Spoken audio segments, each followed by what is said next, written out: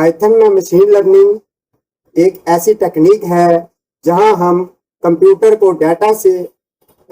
Data सिखा सकते हैं बिना हर चीज के लिए अलग अलग कोड लिखे।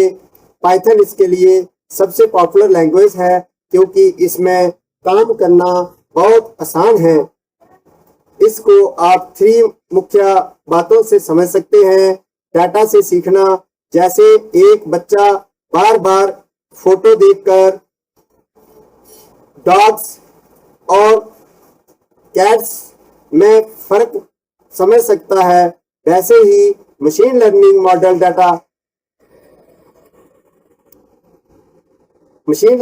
डाटा देखकर पैटर्न पहचान लेता है।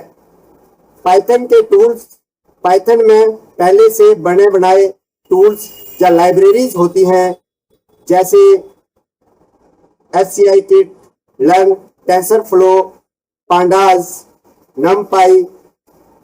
इनकी वजह से मुश्किल मैथमेटिकल कैलकुलेशन 1 मिनट में हम आसानी से कर सकते हैं। असली दुनिया में यूज अब जैसे यूट्यूब, नेटफ्लिक्स पर आने वाले रिकमेंडेशन, गूगल ट्रांसलेट और स्पैम ईमेल का खुद ब खुद फिल्टर होना, ये सब पाइथन मशीन लर्निंग की वजह से ही मुमकिन होता है। Machine learning is making the computer learn from studying data and statics. Machine learning is a step into a direction of artificial intelligence, AI. Machine learning is a program that analyzes data and learn to predict the outcome. But to start, in this tutorial, we will go back mathematics and study statics and how to calculate important number based on data set. We will also learn how to use version Python models to get the answer of need. And we will learn how to make functions that are able to predict the outcome based on what we have learned. Data set in the mind of a computer. A data set is any collection of data. It can be anything from an array to complete database. Machine learning computer को data और statics के से सीखने में सक्षम बनाने की प्रक्रिया है। यह आर्टिफिशियल इंटेलिजेंस की दिशा में एक बड़ा कदम है। मशीन लर्निंग एक ऐसा प्रोग्राम है जो data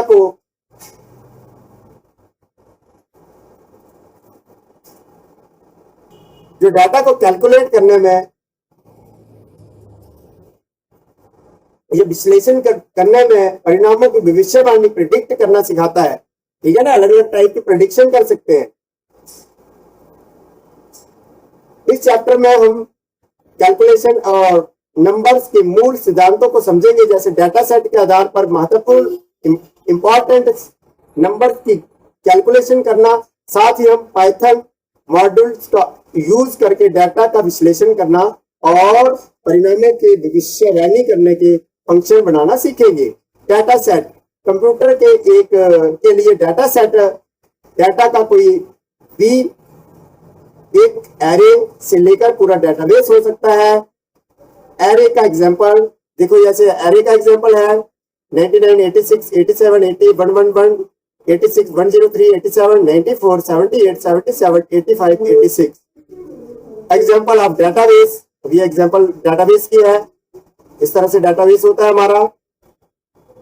While looking at array, we can guess that the average value of probably around 80 or 90, and we are also able to determine the highest value and the lowest value. What else can we do? And by looking at the database, we can see that the most popular color is white and the oldest car is 17 years. What if we could predict if a car had an auto pass just by looking at the other values? That is what machine learning is for, analyzing data and predicting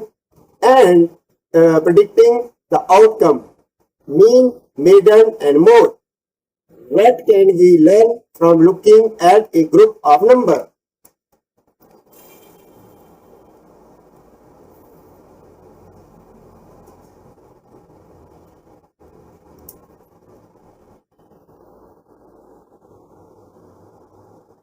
mean औसत मान average, median mid point, mode सबसे अधिक बार आने वाला मान, most common, standard division and variance. Standard division ये बताता है कि संख्याएं औसत के आसपास कितनी फैली हुई हैं। कम मानक विचलन, कम मतलब है कि अधिकांश संख्याएं मध्य के करीब हैं। वेरिएंस ये डाटा के खिलाफ का एक और माप है। यदि आप प्रसारण का वर्गमूल स्क्वायर रूट लेते हैं तो आपको मानक विचलन प्राप्त होता है। ठीक है,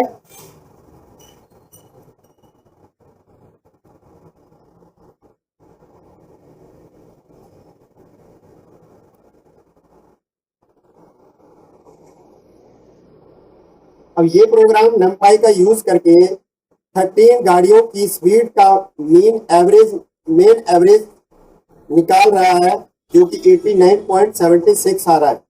ठीक है, अब यहाँ पे इंपोर्ट, अब इंपोर्ट का मतलब क्या है? इसका मतलब है कि हम इंपोर्ट का मतलब क्या है? इसका मतलब है कि हम पाइथन को बोल रहे हैं कि numpy नाम का एक स्पेशल टूल किट है, लाइब्रेरी है, लेकर आओ। numpy का नाम मैथ्स के मुश्किल कैलकुलेशन को आसान बनाता है। फिर स्पीड लिख दिया, स्पीड में हमने बहुत सारी स्पीड्स डाल दी, जहां हमें एक लिस्ट बनाई है जिसमें 13 अलग अलग गाड़ियों की स्पीड का डाटा सेव कर दिया है। x equal numpy mean speed है, जहां इस प्रोग्राम की सबसे महत्वपूर्ण इंपॉर्टेंट हिस्सा है, क्योंकि हमें numpy टूल किट से कहा है कि उसके अंदर जो मीन नाम का फॉर्मूला है उसे बाहर निकाले, फिर हमें उस अपनी स्पीड वाली लिस्ट दे।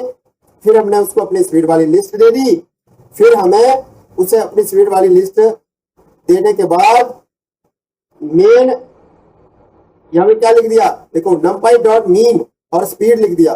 ठीक है ना,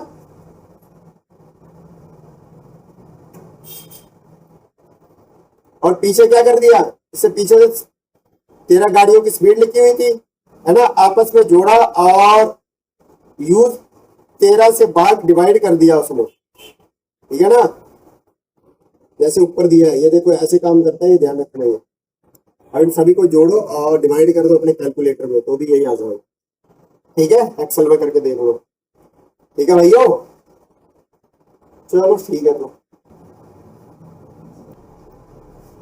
अब देखो इसका मतलब क्या है, numpy के मतलब है ये प्रोग्राम गाड़ियों की स्पीड के बीच का आपसी फर्क वेरिएंस नाप रहा है। इन सभी गाड़ियों के स्पीड के वेरिएंस को नाप रहा है, मतलब आपस का फर्क नाप रहा है। और इसको क्या मिला है, क्योंकि सभी गाड़ियों की स्पीड जो है 85 से 88 लगभग एक जैसी है, इसलिए आपसी फर्क का जवाब सबसे कम यानी 0.90 आया है। और यहीं पे अगर मैं गाड़ियों की स्पीड बहुत ज्यादा बढ़ा दूं, बहुत फर्क कर दूं, कहीं पे 40 कर दूं, कहीं पे 20 कर दूं, कहीं पे 30 कर दूं, तो ये इसमें भी ज्यादा फर्क आएगा। देखो फर्क अपने आप कितना आ गया, 57 का आ गया, क्योंकि कोई गाड़ी 20 की स्पीड से थी, कोई 87, कोई 200 पहुंच गई, 87, 85 और कोई खाली 10 पे थी, है ना। तो कितना फर्क आया आपसे फिर स्पीड में 57 का, समझ आ गया ना। तो यहाँ पे कितना आ गया, 37 आ गया। ठीक है, कोई 32, कोई 111, कोई 138, कोई 97, है ना, कोई 28। Variance is another number that indicate how spread out the value are. In fact, if you take the square root of the variance, you get the standard deviation. Or the other way around, if you multiply the standard deviation by itself, you get the variance.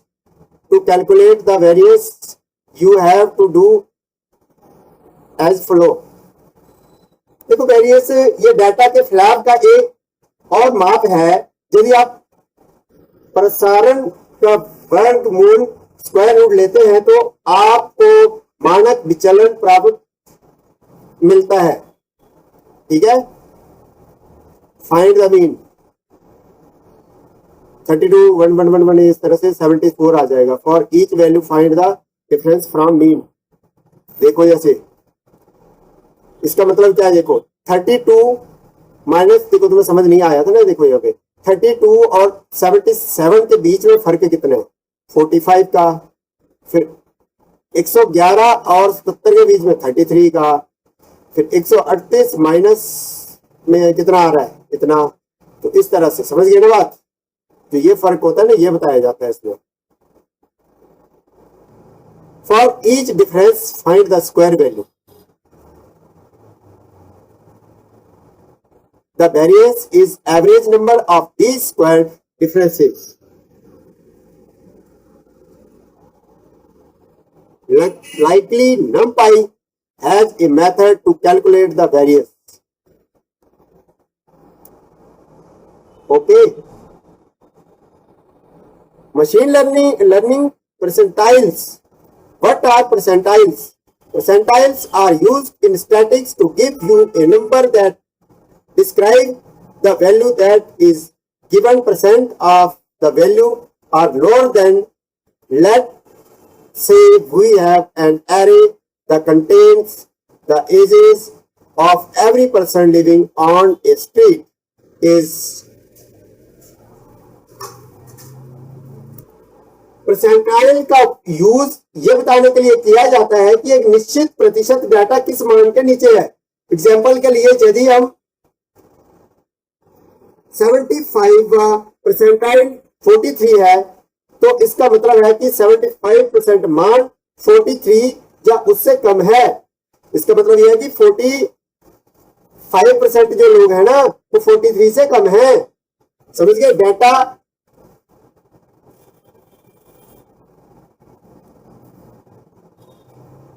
ठीक है, then what is the 75 percentile? His answer is 43, meaning the 75% of people are 43 or younger.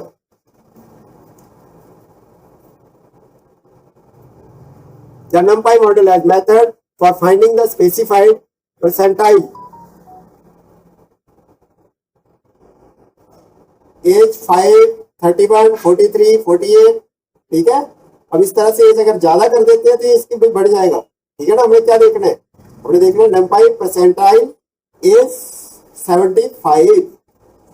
ठीक है ना, कि क्या बता रही है कि 75% 43 जिनकी एज है 70% 43 से कम है। नेक्स्ट यार डाटा डिस्ट्रीब्यूशन, ये समझ आ गया ना।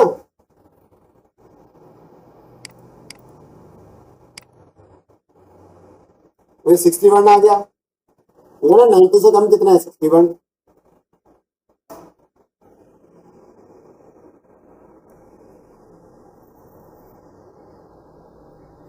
समझ आया। Data distribution earlier in this tutorial we have worked with very small amount of data in our example just to understand the different concepts in the real world. The data set are much bigger. What it can be difficult to gather real world data at least at an early stage of a project. How can we get big data sets?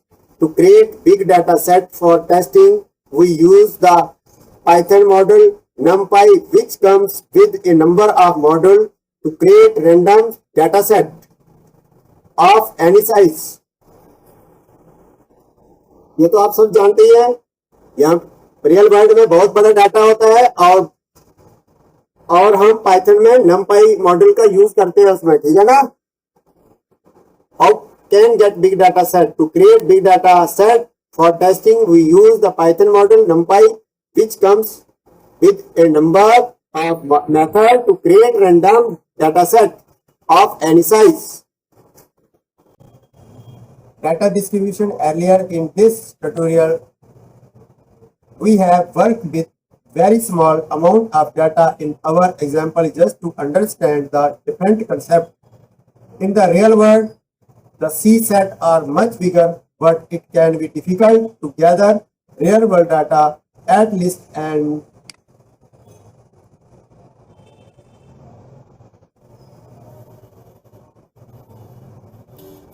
at an early stage of a project. How can we get big data sets?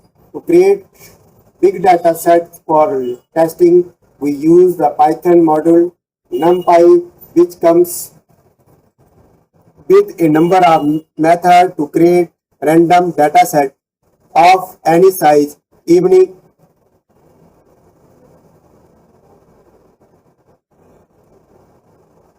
Data distribution real दुनिया में data बहुत बड़ा होता है। बड़े data set बनाने के लिए हम पाइथन में नमपाई मॉड्यूल का यूज करते हैं।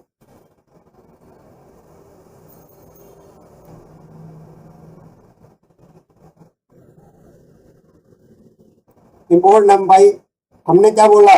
हमने नमपाई लाइब्रेरी को अपने कोड में बुलाया है, ठीक है। फिर नमपाई डॉट रैंडम डॉट यूनिफॉर्म 0.0 5.0 के बीच में, कि मतलब ये हम ये कह रहे हैं कि रैंडम यूनिफॉर्म 0.0 से लेकर 5.0 के बीच में जो डाटा है, जो रैंडम वैल्यू है, और वो कितनी हो? 250 हो। कितनी हो? जो 0.0 से लेकर 5.0 के बीच में वैल्यू है, और वो कितनी हो? 250 हो, ठीक है। 250 हो। सारे नंबर के आने के चांस बिल्कुल बराबर होना चाहिए, समझ गए? इसको यूनिफॉर्म डिस्ट्रीब्यूशन बोलते हैं। कहने का मतलब ये होता है कि सभी नंबर आने का बराबर चांस होना चाहिए, समझ गए बात? ऐसे टोटल 250 नंबर फ्लोट डेसिमल वाले जनरेट करो। प्रिंट एक्स उन सारे 250 नंबर को स्क्रीन पर दिखा दो, समझ गए ना? ई प्लस 00 का मतलब है डेसिमल पॉइंट अपनी जगह पर ही रहेगा, जैसे पहला नंबर है, ठीक है ना। सिंपल 4.68 ही है। E01 का मतलब है डेसिमल एक कदम लेफ्ट साइड शिफ्ट हो जाए, जैसे एक नंबर है, ठीक है ना। समझ आ गया ये? ठीक है ना। बहुत बड़ा है, छोटा ले लो यार, ठीक है। अब क्या बोला? 0.0 से लेकर 5.0 के बीच में 10 आए, तो कितने आए? 2 to 4 to 6 to 8 9 10, ठीक है ना। समझ गए प्यारे? Histogram to visualise the data set, we can draw a histogram with the data we collected. We will use the Python module matplotlib to draw a histogram. About the matplotlib, data distribution को देखने के लिए हमें matplot library का use करके histogram बनाते हैं, और ये दिखाता है कि भिन्न भिन्न श्रेणियों में जो डाटा है, हिस्टोग्राम बनाते हैं, ये दिखाता है कि भिन्न भिन्न डिस्ट्रीब्यूशन में जो डाटा है वो कितनी बार आ रहा है, समझ गए ना। अब यहाँ पे क्या था हमने कि 0.0 से लेकर 5.0 के बीच में जो डाटा है कौन सा ज्यादा है, ठीक है ना। 250 बार जो डाटा आया है वो कौन सा ज्यादा है और कौन सा कितनी बार आया। तो इस तरह से ये दिख रहा है कि ये देखो यहाँ पे 40 है, ये 50 है, ये देखो ये 60 है ना। फिर इस साइड कम है, इस साइड कम है। तो इस तरह से डाटा डिस्ट्रीब्यूशन में हमें दिखाई दे रहा है, समझ गए बात ना। देखो ये समझ लो कि जो 50 से कम है ना वो कितनी बार है? 45 या 46 बार है ना। फिर जो 50 से थोड़ा सा ज्यादा है वो कितनी बार है? वो कितनी बार है? 50 से ज्यादा बार है। फिर एक 60 के आसपास की है ना सबसे ज्यादा। फिर ये इतनी बार है, ये इतनी बार है। तो इस तरह से सारे बता दिए कि एक कितनी बार है 0 से 1 के बीच में, है ना। समझ के बात? नहीं समझे? समझ गए बात? हाँ ये ज्यादा भी ले सकते हैं, ऐसे करके इसको डिवाइड कर दो और इसको रन करो, ऐसी कोई बात नहीं है। लो, ठीक है ना, समझ गए बात, कोई डाउट तो नहीं। Histogram explain, we use the array from the number above to draw a histogram with 5 bars। वही जो मैं तुम्हें बता रहा था, 52 value are between 0 and 1, 48 value are between 1 and 2, 49 value are between 2 and 3, 51 value are between 3 और 4, 50 value are between 4 and 5। Okay, समझ गए ना, ठीक है, कोई डाउट तो नहीं।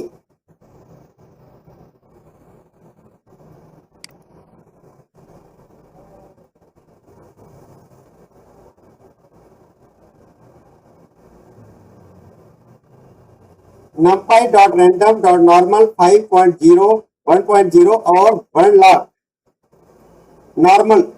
अब ये कंप्यूटर को बोल रहा है कि नॉर्मल डिस्ट्रीब्यूशन के हिसाब से नंबर जनरेट करो।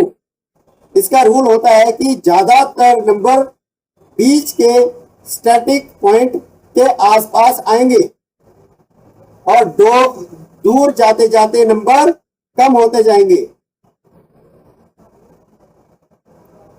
5.0 मीन एवरेज। अपने कंप्यूटर को बोला कि जो सेंटर पॉइंट है के बीच का हिस्सा है होगा वो 5.0 होगा, ठीक है, सारे नंबर इसके आसपास घूमने चाहिए। 1.0 स्टैंडर्ड डेविएशन ये बताता है कि डाटा सेंटर से कितने स्प्रेड होगा।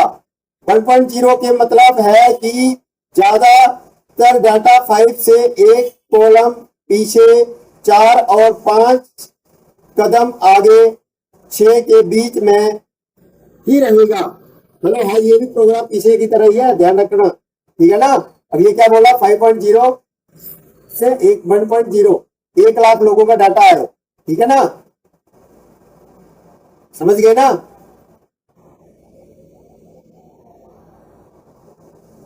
जो सबसे हाइट पीक है, हाइट पॉइंट है, ठीक है ना, ग्राफ की सबसे ऊंची चोटी है, 5 पॉइंट के ऊपर है।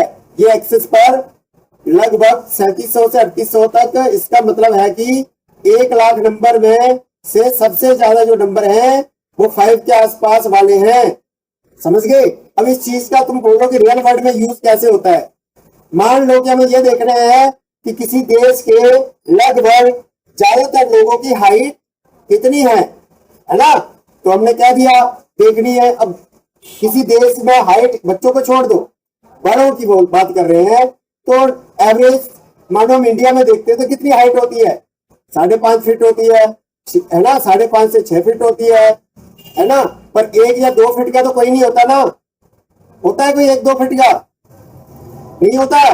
तो इसलिए देखो इस साइड से नहीं आया। पर सबसे ज्यादा लोगों की कितनी हाइट होती है, मान लो मैंने कहा 5 फीट होती है, तो देखो 5 के हिसाब से इस तरह से दिखा रहे हैं कि सबसे ज्यादा लोग इस पॉइंट में आएंगे, ठीक है, समझ गए, नहीं समझ आया। अगर हमें किसी देश के लोगों की हाइट का ग्राफ बनाना हो तो वो भी बिल्कुल ऐसा ही दिखेगा, ठीक है ना। ज्यादातर लोग क्या करते हैं, एवरेज हाइट मान के 5.5 के होते हैं, सेंटर पीक बहुत लंबे लोग 7 फीट के हो जाएंगे, है ना। जो छोटे लोग हैं वो 3 फीट के बहुत ही कम होते हैं, है ना। लेफ्ट और राइट के कॉर्नर की तरह, जैसे इसमें देखो बहुत कम है तो 3-3 फीट के एग्जाम्पल लेके चल रहे हैं, इसमें हमने हाइट डाली नहीं है, ठीक है ना। समझ तो आ गया ना, मजा आ गया, अच्छा जी, चलो ठीक है, एग्जाम्पल में मजा आ गया। अच्छा, देश की हाइट देख के मजा आ गया। 3 line to make compiler able starter. देखो ये डाटा को 2 वेरिएबल के बीच संबंध को देखने के लिए बिंदुओं का एक चार्ट है। इससे हमें यह समझने में मदद मिलती है कि डाटा के बीच कोई पैटर्न है, समझ गए बात। इसका काम होता है कि 2 अलग अलग चीजों के बीच का रिश्ता, रिलेशनशिप्स दिखाने में जब आप दो अलग अलग डाटा पॉइंट को आमने सामने कंपेयर करते हैं तो ऐसी डॉट वाली पिक्चर बनती है। ठीक है, शुरुआत का मैटप्लॉट वाली लाइन तो अब ग्राफ विंडो खोलने के लिए, ठीक है ना, असली खेल यहीं पे शुरू होता है। कहां पे? ग्राफ विंडो में। समझ गए? मैटप्लॉट वाली। फिर हमने क्या किया, एक्स और वाई दो अलग अलग लिस्ट है, टोटल 13 वैल्यू एक में, और यहां भी नीचे भी टोटल 13 वैल्यू है। ठीक है ना, जहां दोनों आमने सामने एक जोड़ी पेयर बने हुए हैं। जैसे पहली जोड़ी बनी है 5 से 99 और दूसरी जोड़ी बनी है कहां पे? 7 से 86। ठीक है, तीसरी 8 और 87 की, और ऐसे ही आगे। आपको बात समझ आई कैसे? नहीं आई? बेटा देखो ना, यहाँ पे देखो 5 लिखा है, यहाँ पे 99, तो ये एक पेयर हो गया, फिर ये दूसरा हो गया, फिर ये तीसरा हो गया, ये चौथा हो गया, पांचवा हो गया, छठा हो गया, सातवां हो गया, आठवां हो गया, नौवां, 10वां, इस तरह से 13 तक। अब तो समझ आ गई बात? जब भी डाउट है आ गई ना? अब यहां लाइन कंप्यूटर को बोलती है कि हर एक जोड़ी को ग्राफ पर एक डॉट बिंदु के रूप में मार्क करो। जैसे ग्राफ पेपर की तरह एक्स पर एक्सिस पर 2 और एक्स वाई एक्सिस पर 111 है।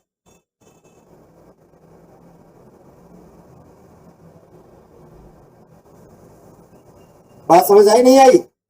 ये देखो, ये 2 है, यहाँ पे 111 है। समझ आई कि नहीं आई? अब आ गई? चलो ठीक है। वाई एक्स पर 111 जहां मिलेंगे वहां एक डॉट लग जाएगी। इस ग्राफ का सामाजिक या रियल लाइफ मतलब क्या है? जैसे मशीन लर्निंग में इसको समझाने के लिए एक बहुत बढ़िया रियल लाइफ एग्जांपल मैं आपको देता हूं। देखो, जैसे पुरानी कार की उम्र और उनकी स्पीड, एक्स निकालने वाली लाइन, कार कितने साल पुरानी है, एक्स मतलब डाटा। फिर वाई खड़ी वाली लाइन, उस कार की टॉप स्पीड। समझ गए? अब ग्राफ के को ध्यान से देखेंगे तो ये कहीं बता रहे हैं, नई कार लेफ्ट साइड जो कार सिर्फ 2 साल पुरानी है, एक्स इक्वल टू उसकी स्पीड सबसे ज्यादा है, एक की 111 है और एक की 103। ग्राफ में सबसे ऊपर 2 डॉट दिख रहे हैं। पुरानी कार राइट साइड, जैसे जैसे कार की उम्र बढ़ रही है 4, 6, 8, 11 साल, तो डॉट नीचे की तरफ गिर रहे हैं। समझिए ना? जो कार 12 साल से पुरानी है उसकी स्पीड घटकर कितनी हो गई? 77 रह गई है। समझ गए ना?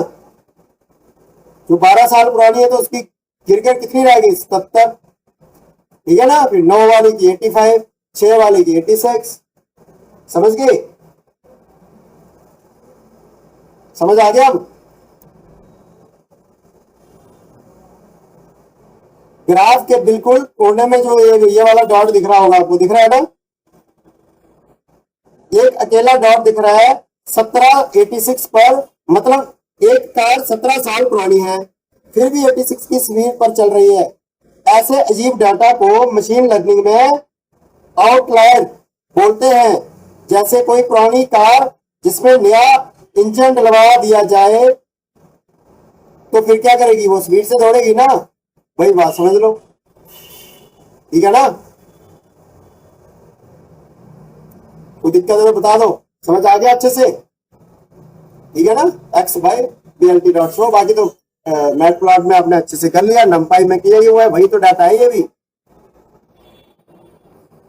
अब इसमें क्या है, इसमें क्योंकि ये नॉर्मल डिस्ट्रीब्यूशन है, अब इसमें क्या किया हमने, 1000 ऐसे रैंडम पॉइंट डॉट जनरेट किए हैं जहां उनका एक्स वैल्यू में 5,0 के आसपास घूमता है और वाई में 10.0 के आसपास।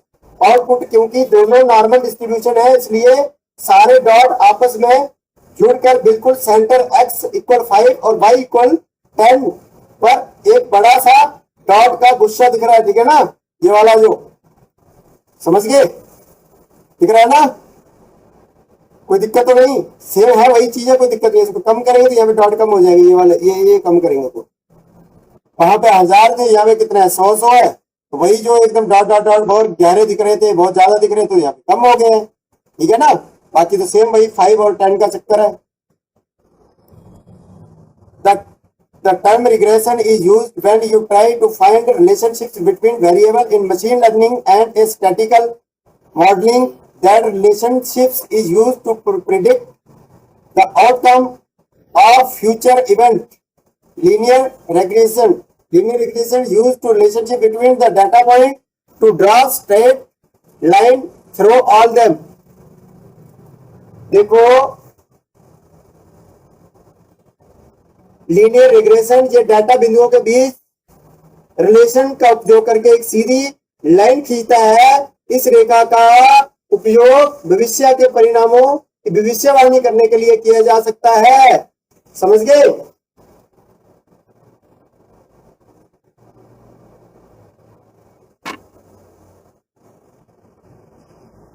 देखो लीनियर रिग्रेशन का मतलब है पुराने डाटा के डॉट के बीच से एक सीधी लाइन स्ट्रेट लाइन खींचना। इसका फायदा उस लाइन के मदद से आने वाले नए डाटा या फ्यूचर की भविष्यवाणी कर सकते हैं, ठीक है ना। अब ये देखो ये डॉट्स की एक लाइन ये आ रही है, दूसरे डॉट्स की ये ऐसे करके इधर को आ रही है, ठीक है ना, समझ गए बात, चलो समझ गए तो अच्छी बात। अब यहाँ पे हमने क्या कर दिया, पुराने वाले डाटा के अंदर ही स्ट्रेट लाइन रिग्रेस का यूज करके स्ट्रेट लाइन रिग्रेस का यूज करके हमने क्या कर दिया, उन पुराने डॉट्स के बिल्कुल बीच से वही प्रिडिक्शन वाली सीधी लाइन लीनियर रिग्रेशन लाइन खींच दिया है, ठीक है ना, ये वाली लाइन। तो डाटा ऐसे करके देखो ये चल रहा है, ये इधर की लाइन का इधर it is important to know how to relationship between the values of x and values of y. If there are no relationships, the linear regression cannot be used to predict anything. This relationship, the efficient of correct correlation, is called R. The R value range from -1 to 1, where 0 means no relationships and 1 and -1 means 100% related. Python and the SCIPY model will compute this value for you. All you have to do feed it with the x and y value. अब ये क्या बता रहा है, relationship coefficient R value R minus value है जो बताता है कि डाटा में 76% स्ट्रॉन्ग उल्टा रिश्ता है। यही कार जितनी पुरानी होगी स्पीड उतनी ही कम होती जाएगी, समझ गए यार। कार के हिसाब से हमने एग्जांपल ली थी ना, जैसे 5 साल तो इसकी स्पीड, 7 साल तो 86, 8 साल तो 87, 7 साल तो 80, इस तरह से किया था ना। Only nominal regression, if your data point clearly will not fit a linear regression straight line through all data point, it might be ideal for polynomial regression. Polynomial regression like linear regression use the relationships between the variable x and y to find the best way to draw a line through the data point. जब data point सीधी line में नहीं होते तो तब हम क्या करते हैं, पॉलिनोमियल रिग्रेशन का यूज करते हैं ताकि एक कर्व लाइन के लाइन से डाटा को बेहतर ढंग से समझा जा सके।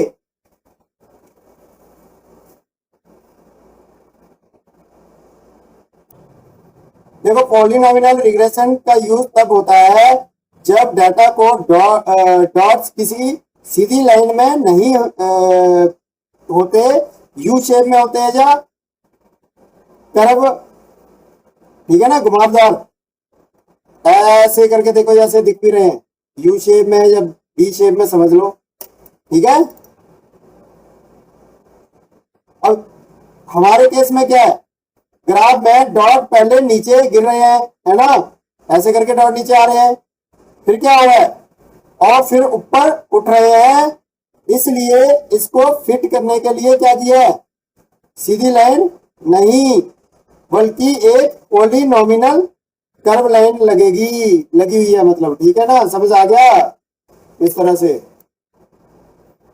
ठीक है। तो अब कर लो, इतना कर लो, पहले इनकी प्रैक्टिस कर लो अच्छे से, फिर आगे करेंगे। पूरा तो हो ही नहीं पाएगा यार, बहुत लंबा है।